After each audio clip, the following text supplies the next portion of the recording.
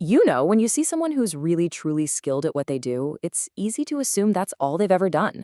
But the truth is, a great creator's story is rarely a straight line.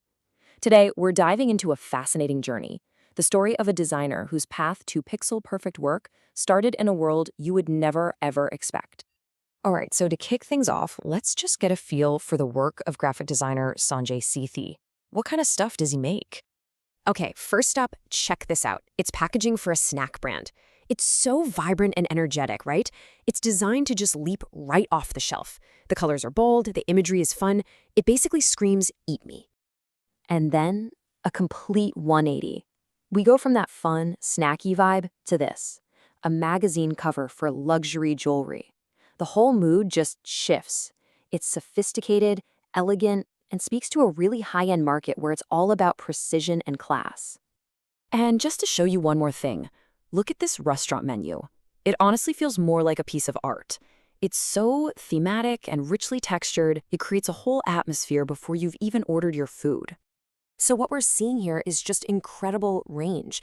This is a designer who can totally adapt his style to whatever the brand needs, whether it's a small local spot or some big international label. He's got this talent for turning an idea into a really clear visual that just makes a brand stick in your mind. Looking at this work, you'd think, okay, this has gotta be his life's work.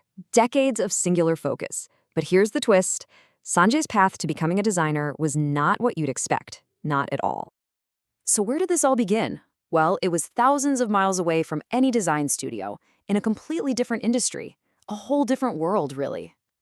Way before he was working with color palettes and fonts, Sanjay spent nearly a decade in the high-stakes, super fast-paced world of the international gem trade. Yeah, his story as a creator doesn't begin with a sketchpad. It begins with a plane ticket to Bangkok back in 2010. And his job wasn't just trading from an office. We're talking about global sourcing on a massive scale.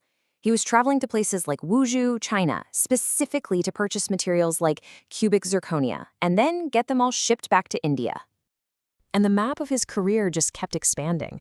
One week, he might be in Shenzhen sourcing peridot, that beautiful green gemstone, and the next, he's managing the incredibly complex logistics of moving it all to the major trading hub of Hong Kong.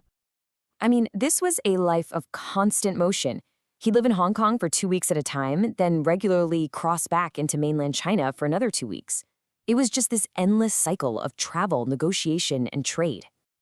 And the journey didn't even stop there. After sourcing all the raw materials, he'd go back to India and travel to major cities like Kolkata and Hyderabad to sell the finished synthetic jewelry. He was literally involved in the entire supply chain. Just let that sink in. He did this for 8 full years. 8 years, completely immersed in this high-pressure world of gems, jewelry, and international business. I mean, that's a whole career for some people. But for Sanjay, it turns out that was just chapter 1. So this is the big question, right? How on earth does a person make that leap? How do you go from trading gemstones across Asia to designing brand identities in Jaipur? Well, and this is where it gets so cool. The two worlds are way more connected than you think. I mean, think about it. A gem trader needs a sharp eye for value and aesthetics. So does a graphic designer. One requires meticulous, crazy attention to detail to spot a flawless gem.